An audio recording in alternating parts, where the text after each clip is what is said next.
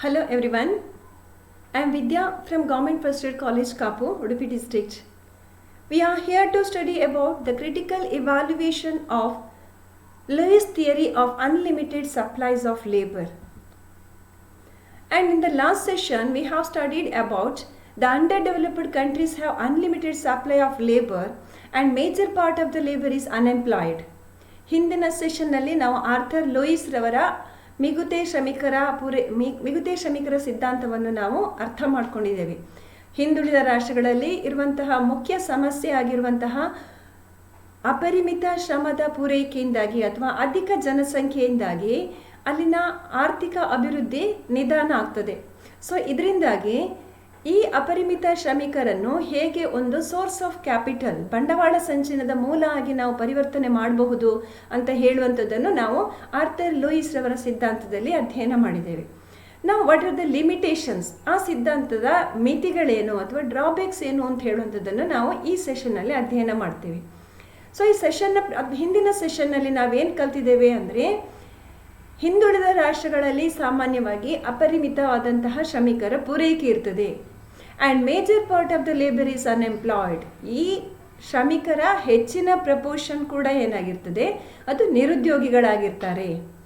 ಈ marginal productivity, ಇವರದ್ದು marginal productivity ಏನಿರ್ತದೆ, that will be zero or negligible, ಅದು ನಗಣ್ಯ ಆಗಿರ್ತದೆ ಅಥವಾ ಶೂನ್ಯ ಆಗಿರುವಂತಹ ಸಾಧ್ಯತೆಗಳಿರ್ತವೆ. And their existence of two sectors, ಎರಡು ವಲಯಗಳು ಅಸ್ತಿತ್ವದಲ್ಲಿರ್ತದೆ. ಅವುಗಳು ಯಾವುದಂತಂದರೆ, ಒಂದು ಬಂಡವಾಳ ವಲಯ ಮತ್ತು ಜೀವನಾಧಾರ ವಲಯ. ಬಂಡವಾಳ ವಲಯ ಹೇಳಿದರೆ ಹೆಚ್ಚು ಮರು ಹೂಡಿಕೆಯನ್ನು ಮಾಡುವಂತಹ ಒಂದು ವಲಯ, ಹೂಡಿಕೆಯನ್ನು ಮಾಡುವಂತಹ ಒಂದು ವಲಯ. ಇಲ್ಲಿ ಲಾಭದ ಉದ್ದೇಶದಿಂದ ಹೂಡಿಕೆಯನ್ನು ಮಾಡೋದ್ರಿಂದ ಅಲ್ಲಿ ಮತ್ತೆ ಹೂಡಿಕೆ ಮಾಡಿ ಆದಾಯವನ್ನು ಹೆಚ್ಚುವಂತಹ ಸಾಧ್ಯತೆಗಳು ಅಲ್ಲಿ ಹೆಚ್ಚಾಗಿರ್ತವೆ. ಆ್ಯಂಡ್ ಸಬ್ಸಿಸ್ಟೆನ್ಸ್ ಸೆಕ್ಟರ್, ಜೀವನಾಧಾರ ವಲಯ ಅಂತ ಹೇಳಿದರೆ ಅದು ಕೆಳ ಆದಾಯ ಇರುವಂತಹ ದುಡಿಯುವ ವರ್ಗದ ಜನರ ಒಂದು ವಲಯ. ಅವರಿಗೆ ಉಳಿತಾಯ ಮಾಡುವಂತಹ ಸಾಮರ್ಥ್ಯ ಅವರ ಹತ್ರ ಇದ್ರೆಯೂ ಕೂಡ ಈ ಒಂದು ವಲಯದಲ್ಲಿದ್ದಾಗ ಅವರ ಉಳಿತಾಯ ಮಾಡಲಿಕ್ಕೆ ಅವರಿಗೆ ಸಾಧ್ಯ ಆಗುವುದಿಲ್ಲ, because their income is low. And surplus labour can be used as a source of capital formation according to Arthur Lewis. ಇವರನ್ನು ಏನು ಮಾಡ್ಬೋದು ಈ ಸರ್ಪ್ಲಸ್ ಲೇಬರ್ ಅಂತ ಹೇಳಿದ್ರೆ, ಬಂಡವಾಳ ಸಂಚಯನದ ಮೂಲವನ್ನಾಗಿ ಪರಿವರ್ತಿಸಬಹುದು ಅಂತ ಹೇಳುವಂಥದ್ದನ್ನು ನಾವಿಲ್ಲಿ ನೋಡಿದ್ದೇವೆ. And what is a learning objective, ಯಾಕೆ ಇದನ್ನು ನಾವು ಈ ಸೆಷನ್ನನ್ನು ಅಧ್ಯಯನ ಮಾಡ್ತೇವೆ ಅಂತ ಹೇಳಿದರೆ, to understand the practicability of the theory. ಈ ಸಿದ್ಧಾಂತದಿಂದಾಗಿ ನಮಗೆ ಲೂಯಿಸ್ನವರ ಸಿದ್ಧಾಂತ ಎಷ್ಟು ಪ್ರಾಕ್ಟಿಕಲ್ ಆಗಿರ್ತದೆ, ಎಷ್ಟು ಪ್ರಾಯೋಗಿಕವಾಗಿ ಅದನ್ನು ಅನ್ವಯಿಸ್ಲಿಕ್ಕೆ ಸಾಧ್ಯ ಆಗ್ತದೆ ಅಂತ ಹೇಳುವಂಥದ್ದು ನಾವು ಅರ್ಥ ಮಾಡ್ಕೊಳ್ಳಿಕ್ಕೆ ಸಾಧ್ಯ ಆಗ್ತದೆ. ಆ್ಯಂಡ್ ನಾವು come to the critical evaluation of Arthur Lewis theory. ಅವರ ವಿಮರ್ಶೆ ಏನು ಅಥವಾ ಮಿತಿಗಳೇನು ಅಂತ ಹೇಳೋದನ್ನು ನಾವಿಲ್ಲಿ ನೋಡ್ತೇವೆ. ಸೊ ಆರ್ಥರ್ ಲೂಯಿಸ್ ರವರ ಮಾದರಿ ಅನೇಕ ಟೀಕೆಗಳಿಗೆ ಕಾರಣ ಆಗಿದೆ, ಅನೇಕ ಟೀಕೆಗಳು ಇದರ ಮೇಲಿವೆ. There are various kinds of criticism basically for its assumptions, unrealistic assumptions. ಈ ಸಿದ್ಧಾಂತವನ್ನು ಮಾಡುವಾಗ ಆರ್ಥರ್ ಲೂಯಿಸ್ ರವರು ವಿವಿಧ ರೀತಿಯ ಕಲ್ಪನೆಗಳನ್ನು ಮಾಡ್ಕೊಳ್ತಾರೆ, ಊಹೆಗಳನ್ನು ಮಾಡ್ಕೊಳ್ತಾರೆ. ಆ ಊಹೆಗಳು ಮುಖ್ಯ ಆಗಿರೋದಕ್ಕೆ ಮುಖ್ಯ ಆದಂತಹ ಒಂದು ಲಿಮಿಟೇಷನ್ಸ್ ಅಥವಾ ಅದರ ಮಿತಿಗಳು ಅಂತೇಳಿ ನಾವು ಹೇಳ್ಬೋದು. ಸೊ ಪ್ರಮುಖವಾಗಿ ಅವರು ವೇಜ್ ರೇಟ್, ವೇತನದ ಮಟ್ಟ ಸ್ಥಿರ ಆಗಿರ್ತದೆ, ಬಂಡವಾಳ ವಲಯದಲ್ಲಿ ವೇತನದ ಮಟ್ಟ ಸ್ಥಿರ ಆಗಿರ್ತದೆ ಅಂತ ಹೇಳಿ ಅವರು ಅಸ್ಯೂಮ್ ಮಾಡ್ತಾರೆ. ಆದರೆ ಜನರ ಆದಾಯ ಹೆಚ್ಚಾದಂತೆಲ್ಲ they will demand for more wages, ಅವರು ಹೆಚ್ಚಿನ ವೇಜಸ್ಗಾಗಿ ಡಿಮಾಂಡ್ ಮಾಡ್ಬೋದು. ಅಥವಾ ಪ್ರಾಫಿಟ್ ಹೆಚ್ಚಾಗ್ತದಂತೆಲ್ಲ he may give more wages. ಹಾಗಾಗಿ it will not be constant, ಅದು ಸ್ಥಿರ ಆಗಿರ್ಲಿಕ್ಕೆ ಸಾಧ್ಯ ಇಲ್ಲ, ಅದು ಬದಲಾಗ್ತಾ ಹೋಗ್ಬೋದು. So wage rate is not constant. And theory is invalid if capital accumulation is labour saving. ಬಂಡವಾಳ ಸಂಚಯನ ಮಾಡುವಂಥದ್ದು ಯಾವುದೇ ರಾಷ್ಟ್ರದಲ್ಲಿಯೂ ಕೂಡ ಅದು ಟೆಕ್ನಾಲಜಿಯನ್ನು ಯೂಸ್ ಮಾಡ್ಕೊಂಡಾಗಿದ್ರೆ, ಶ್ರಮಿಕರ ಉಳಿತಾಯದ ಒಂದು ಮನೋಭಾವವನ್ನು ಹೊಂದಿದ್ರೆ ಆಗ ಸರ್ಪ್ಲಸ್ ಲೇಬರನ್ನು ಅಲ್ಲಿ ಅಟ್ರಾಕ್ಟ್ ಮಾಡಲಿಕ್ಕೆ ಸಾಧ್ಯ ಆಗೋದಿಲ್ಲ. So the capital accumulation if it is labour saving, the theory becomes invalid. And skilled labour is not A temporary bottle neck. Skilled labour ಅಲ್ಲಿ ಹೆಚ್ಚಾಗಿ ಕೂಡ ಕೌಶಲ್ಯ ಭರಿತ ಆಗಿರುವಂತಹ ಶ್ರಮಿಕರ ಅಗತ್ಯ ಇರ್ತದೆ. ಬಟ್ ಹಿಂದುಳಿದ ರಾಷ್ಟ್ರಗಳಲ್ಲಿ ಅಥವಾ ಅಂಡರ್ ಡೆವಲಪ್ಡ್ ಕಂಟ್ರೀಸಲ್ಲಿ there is the unskilled labour, ಅವರ ಹತ್ರ ಸರಿಯಾದಂತಹ ತರಬೇತಿ ಇರುವುದಿಲ್ಲ, ಕೌಶಲ್ಯಗಳಿರುವುದಿಲ್ಲ. ಹಾಗಾಗಿ ಕೌಶಲ್ಯರಹಿತ ಶ್ರಮಿಕರ ಪೂರೈಕೆ ಹೆಚ್ಚಾಗಿದ್ದಾಗ ಆಗ ಸಮಸ್ಯೆಗಳು ಉಂಟಾಗ್ಬೋದು. ಇದು ಹೆಚ್ಚಾಗಿ ಅವರಿಗೆ ತರಬೇತಿಯನ್ನು ನೀಡಲಿಕ್ಕೆ ಹೋದಾಗ ಅಥವಾ to improve the skills it will lead to more expenditure or it is expensive. ಅದು ಹೆಚ್ಚು ಖರ್ಚಾಗುವಂತಹ ಸಾಧ್ಯತೆಗಳಲ್ಲಿ ಇರ್ತದೆ. ಹಾಗಾಗಿ ಮಾನವ ಶಕ್ತಿಯ ಸಂಯೋಜನೆಯನ್ನು ಮಾಡುವಾಗ ಈ ಸ್ಕಿಲ್ಗಳನ್ನು ಅಥವಾ ಟ್ರೈನಿಂಗ್ಗಳನ್ನು ಕೊಡುವಂಥದ್ದೊಂದು ಸಮಸ್ಯೆಯಾಗಿ ಪರಿಣಮಿಸ್ಬೋದು. ಆ್ಯಂಡ್ ಲ್ಯಾಕ್ ಆಫ್ ಎಂಟರ್ಪ್ರಿನಿಯರ್ಸ್, ಉದ್ಯಮ ಸಾಹಸಿಗಳ ಕೊರತೆ. ಹಿಂದುಳಿದ ರಾಷ್ಟ್ರಗಳಲ್ಲಿ ಸಾಮಾನ್ಯವಾಗಿ ನಾವು ಕಾಣುವಂತಹ ಒಂದು ಡಿಫೆಕ್ಟ್ ಅಥವಾ ಫೀಚರ್ ಏನಂತ ಹೇಳಿದರೆ, there is the lack of entrepreneurship. ಉದ್ಯಮ ಸಾಹಸಿಗಳು ಅಲ್ಲಿ ಹೆಚ್ಚಾಗಿರುವುದಿಲ್ಲ. ಸೊ ಇನ್ವೆಸ್ಟ್ಮೆಂಟಲ್ಲಿ ಸುಲಭವಾಗಿ ಮಾಡ್ಕೊಳ್ಳಿಕ್ಕೆ ಸಾಧ್ಯ ಆಗೋದಿಲ್ಲ. And multiplier process does not function in underdeveloped countries.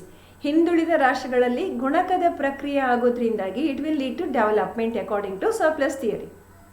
So ಇದ್ರ ಸಿದ್ಧಾಂತ ಏನು ಹೇಳ್ತದೆ ಅಂತ ಹೇಳಿದ್ರೆ, ಹಿಂದುಳಿದ ರಾಷ್ಟ್ರಗಳಲ್ಲಿ ಇರುವಂತಹ ಮಿಗುತಿ ಶ್ರಮಿಕರನ್ನು ಅವರನ್ನು ಬಂಡವಾಳ ಸಂಚಯನಾಗಿ ಪರಿವರ್ತಿಸಿಕೊಡೋದ್ರಿಂದ ಅಲ್ಲಿ ಗುಣಕದ ಪ್ರಕ್ರಿಯೆ ಉಂಟಾಗ್ತದೆ. And what is multiplier? So the multiplier is the effect on income because of the initial investment. ಹೂಡಿಕೆಯಿಂದಾಗಿ ಆದಾಯದ ಮೇಲುಂಟಾಗುವಂತಹ ಪರಿಣಾಮವನ್ನು ಮಲ್ಟಿಪ್ಲೈಯರ್ ಅಂತೇಳಿ ಹೇಳ್ತೇವೆ. ಸೊ ಲೆವಿಸ್ ರವರ ಸಿದ್ಧಾಂತದ ಪ್ರಕಾರ ಬಂಡವಾಳಶಾಹಿ ವರ್ಗದಲ್ಲಿ ಲಾಭದ ಮರುಹೂಡಿಕೆಯನ್ನು ಮಾಡಿದಾಗ ಬಂಡವಾಳ ಸಂಚಯನ ಆಗ್ತದೆ. ಹೇಳಿದ್ರೆ ಆಗ ಗುಣಕದ ಕಾರ್ಯನಿರ್ವಹಣೆಯಿಂದಾಗಿ ಇದು ಕಾರ್ಯಪ್ರವೃತ್ತ ಆಗ್ತದೆ ಅಥವಾ ಆದಾಯ ಹೆಚ್ಚಾಗ್ತದೆ ಅಂತೇಳಿ ಈ ಸಿದ್ಧಾಂತ ಭಾವಿಸ್ತದೆ. ಆದರೆ ಹಿಂದುಳಿದ ರಾಷ್ಟ್ರಗಳಲ್ಲಿ ಸಾಮಾನ್ಯವಾಗಿ ಗುಣಕದ ಪ್ರಕ್ರಿಯೆಯಲ್ಲಿ ಇರುವುದಿಲ್ಲ. ಲಾಭ ಕಡಿಮೆ ಆದಾಗ ಅಥವಾ ವೇತನಗಳು ಹೆಚ್ಚಾದಾಗ ಅಥವಾ ಬೆಲೆಗಳು ಹೆಚ್ಚಾದಾಗ ಈ ಎಲ್ಲ ಮಿಗುತಿ ಶ್ರಮಿಕರು ಪೂರ್ತಿಯಾಗಿ ಯೂಸ್ ಆಗುವ ಮೊದಲೇ ಬಂಡವಾಳ ಸಂಚಯನದ ಪ್ರಕ್ರಿಯೆಯಲ್ಲಿ ನಿಂತು ಬಿಡ್ತದೆ. ಹಾಗಾಗಿ there will be leakages and marginal productivity will not be zero. So the theory assumes that the marginal productivity of the surplus labor in the subsistence sector is zero. ಸೀಮಾಂತ ಉತ್ಪಾದಕತೆ 0 ಆಗಿರ್ತದೆ ಅಥವಾ ಶೂನ್ಯ ಆಗಿರ್ತದೆ ಅಂತ ಸಿದ್ಧಾಂತ ಕಲ್ಪಿಸಿಕೊಳ್ತದೆ. ಆದರೆ ಬಂಡವಾಳ ಕ್ಷೇತ್ರದಲ್ಲಿ ಕೂಲಿ ಹೆಚ್ಚಾದ ಮಾತ್ರಕ್ಕೆ ಜೀವನಾಧಾರ ಕ್ಷೇತ್ರದ ಶ್ರಮವು ಬಂಡವಾಳ ಕ್ಷೇತ್ರದ ಹತ್ರ ಆಕರ್ಷಿತ ಆಗ್ತದೆ ಅಂತ ಹೇಳುವಂಥದ್ದು that is the wrong assumption. ಸಾಮಾನ್ಯವಾಗಿ they cannot be shifted to the other sector very easily. ಅಲ್ಲಿ ಶ್ರಮ ಚಾಲನೆ ಸುಲಭ ಆಗಿ ಸಾಧ್ಯ ಆಗುವುದಿಲ್ಲ. ಅಥವಾ ಸೀಮಾಂತ ಉತ್ಪಾದಕತೆಯು ಕೂಡ 0 ಆಗ್ಲಿಕ್ಕೆ ಸಾಧ್ಯ ಇಲ್ಲ. ಯಾಕೆ ಹೇಳಿದ್ರೆ ಸೀಮಾಂತ ಉತ್ಪಾದಕತೆ 0 ಆದರೆ the average productivity will also be 0. ಹಾಗಾಗಿ ನಗದು ರೂಪದಲ್ಲಿ ಇಲ್ಲದೇ ಇದ್ರೆಯೂ ಕೂಡ, ವಸ್ತು ರೂಪದಲ್ಲೇ ಆದರೆಯೂ ಕೂಡ ಅಥವಾ ಪ್ರಾಡಕ್ಟ್ಗಳ ರೂಪದಲ್ಲಿ ಆದರೆಯೂ ಕೂಡ ಪ್ರತಿಯೊಬ್ಬನಿಗೂ ದೇ ವಿಲ್ ಬಿ ರಿವಾರ್ಡೆಡ್. ಒಂದು ಸ್ವಲ್ಪ ಮಟ್ಟದ ಪ್ರಮಾಣದ ಪ್ರತಿಫಲ ಆದರೂ ಅಲ್ಲಿ ಸಿಗ್ತದೆ. ಹಾಗಾಗಿ ನಾವು ಅದು 0 ಅಂತ ಹೇಳಲಿಕ್ಕೆ ಸಾಧ್ಯ ಆಗೋದಿಲ್ಲ. And there will be difficulty of mobility of labour.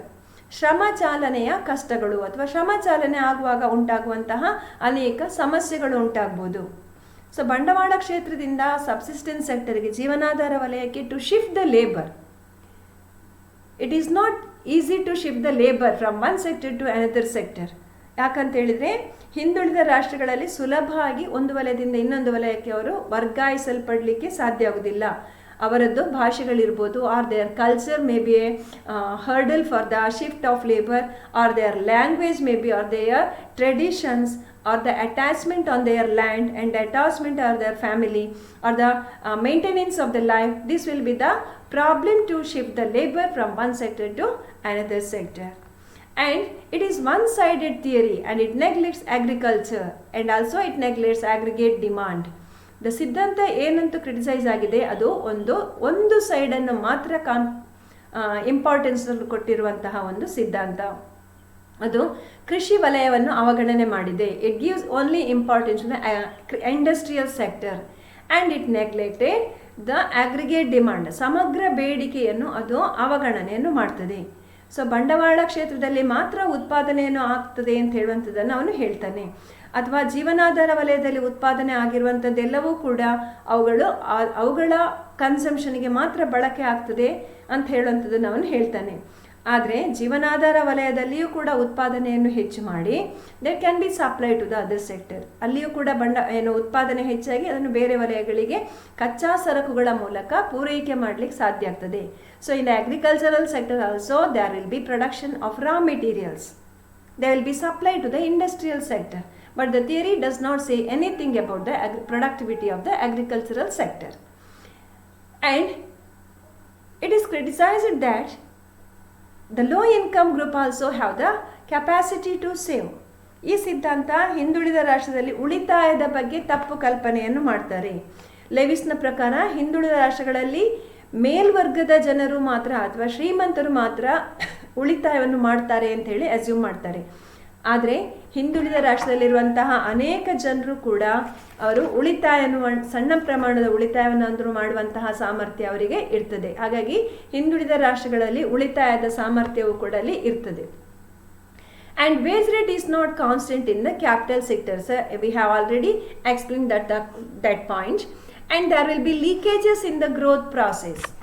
ಈ ಕಾರಣದಿಂದಾಗಿ ಅಲ್ಲಿ ಉಳಿತಾಯ ಸಾಮರ್ಥ್ಯ ಇರ್ತದೆ ಅಥವಾ ಬಂಡವಾಳ ವಲಯಕ್ಕೆ ಶ್ರಮಿಕರನ್ನು ವರ್ಗಾಯಿಸುವಾಗ ಅವರ ಖರ್ಚು ಕೂಡ ಅಧಿಕ ಆಗಿ ಉಳಿತಾಯ ಕಡಿಮೆ ಆಗುವಂತಹ ಸಾಧ್ಯತೆಗಳಿರ್ತವೆ. So there will be leakages.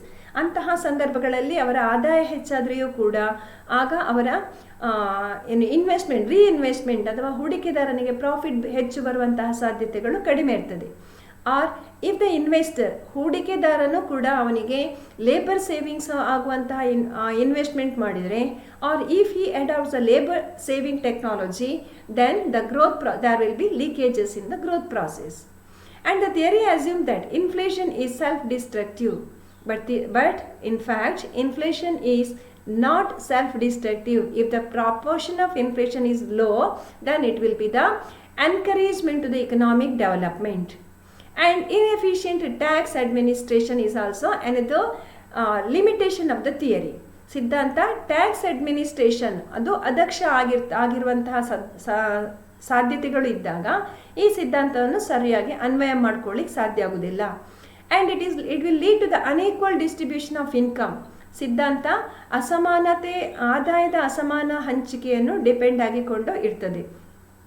And production and productivity falls with the migration of labour ಶ್ರಮಿಕರನ್ನು ಒಂದು ವಲಯದಿಂದ ಇನ್ನೊಂದು ವಲಯಕ್ಕೆ ವರ್ಗಾವಣೆ ಮಾಡುವಾಗ ಉತ್ಪಾದಕತೆ ಕಡಿಮೆ ಆಗುವಂತಹ ಸಾಧ್ಯತೆಗಳಿರ್ತವೆ. ಸೊ ಅಂತಹ ಸಂದರ್ಭಗಳಲ್ಲಿ ಅಲ್ಲಿ ಮತ್ತೆ ಆದಾಯದ ಅಸಮಾನತೆ ಉಂಟಾಗ್ಬೋದು ಅಥವಾ ಗ್ರೋತ್ ಪ್ರಾಸೆಸ್ ಕಡಿಮೆ ಆಗ್ತಾ ಹೋಗ್ಬೋದು, ಗ್ರೋತ್ ಪ್ರಾಸೆಸ್ಸಿಗೆ ಒಂದು ಸ್ಟಾಪ್ ಬರ್ಬೋದು. ಸೊ ಈ ಎಲ್ಲ ಕಾರಣಗಳಿಂದಾಗಿ ಆರ್ಥರ್ ಲೂಯಿಸ್ ರವರ ಉದ್ಯೋಗ ಸಿದ್ಧಾಂತ ಟೀಕಿಸಲ್ಪಟ್ಟಿದೆ. But despite of these limitations, the theory has the utility in the process of development of underdeveloped countries with unlimited supplies of labor. ಎಲ್ಲ